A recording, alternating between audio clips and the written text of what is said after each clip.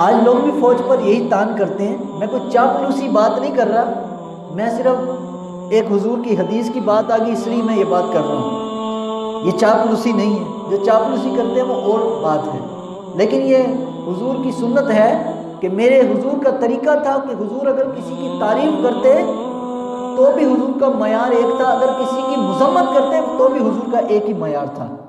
اور اماں عائشہ صدیقہ فرماتی حضور کا معیار تعریف کا یہ تھا کہ کوئی دین کا فائدہ کرتا حضور اس کی تعریف کرتے, اور اگر کوئی دین کا نقصان کرتا تو حضور اس کی مذمت فرماتے. آج اگر لوگ کہتے ہیں کہ 80% بجٹ فوج کھا جاتی ہے, یہ کرتی ہے, میں نے کہا اگر یہ 80% نہ کھائیں تو امریکہ اور انڈیا ان کی کلاشنکوف کی پھر گولیاں کھائے گا. اگر یہ 80% بجٹ کھانے والے اگر نہ ہوتے نا تو تمہارا حال عراق افغانستان کی سے بھی برا ہوتا. یہ حضور کی حدیث پاک ہے. تو بارہ جو وزیر اعظم تھے اس نے جو ہے نا $3 ارب کا لے کے قرضہ اس نے اسلحہ خرید لیا, تو لوگوں نے نا اس کو بڑا لعن طعن کیا. اس نے کہا ایک وقت آئے گا تم میری بات کو یاد کرو گے, میرے اس اقدام کو تم جو ہے تعریف کرو گے کہ بڑا اچھا ہوا کسی نے ایسا کر دیا.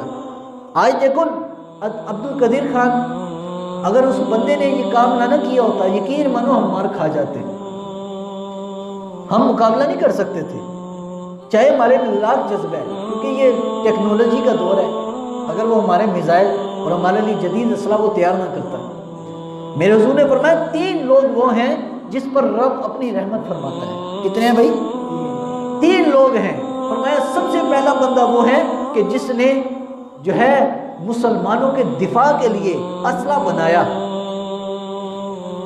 اسلحہ بنایا, حدیث میں لفظ ہے وہ تیر کا, کیونکہ اب تیر کا دور نہیں ہے, تیر کمان کا دور نہیں ہے, وہ زمانے ایسے تھے, لیکن اب حکم یہی لگے گا. مفسرین نے فرمایا یہ جو حدیث پاک ہے کہ اس میں جو ذکر ہوا ہے تیر بنانے والے اس کے ہاتھ, حضور نے فرمایا وہ اللہ تبارک تعالیٰ اس بندے پر اپنی رحمت رکھتا ہے. فرمایا نمبر 2 پر کہ جو اس اسلحے کو مسلمانوں کے دفاع کے لیے اٹھاتا ہے, اور فرمایا نمبر 3 پر حضور نے فرمایا جو اس کو چلاتا ہے. تینوں پر رحمت. اور عبد القدیر خان پر بھی اب رحمت, جو اسلحہ اٹھاتے ہیں فوجی ان پر بھی رحمت, اور جو چلاتے ہیں ان پر بھی رحمت. اگر یہ حکم حضور کا عمل نہ ہم کرتے تو ہم مارے جاتے. تو اسرائیل کی جب وزیر اعظم وہ پھر عرب اسرائیل جنگ ہوئی, آپ لوگ جانتے ہیں اس وقت جو بزرگ ہیں وہ موجود تھے, میں تو اس وقت پیدا بھی نہیں تھا. تو عرب اسرائیل جنگ ہوئی تو 6 ملکوں نے اسرائیل پر اکٹھے حملہ کر دیا. حملہ کیا تو اسرائیل چھوٹا سا ملک اور 6 ملک عرب کے, مصر, اردن, سعودی عرب, عراق, کویت, عرب کے 6 ملکوں نے اکٹھے ہی حملہ کر دیا.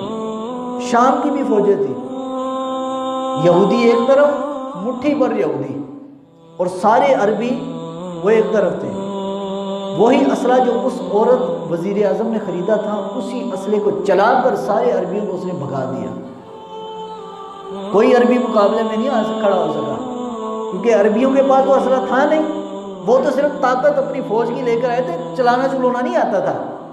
آج بھی سعودی عرب کے عربیوں کے جو فوجی ہیں وہ بڑے بڑے شیشوں کے بنے ہوئے اے سیوں کے کیبن کے اندر بیٹھتے ہیں, وہ گرمی برداشت ہی نہیں کر سکتے. میں نے کہا رب نے یہ جو کام لینا ہے نا وہ پاکستان کی فوج سے لینا ہے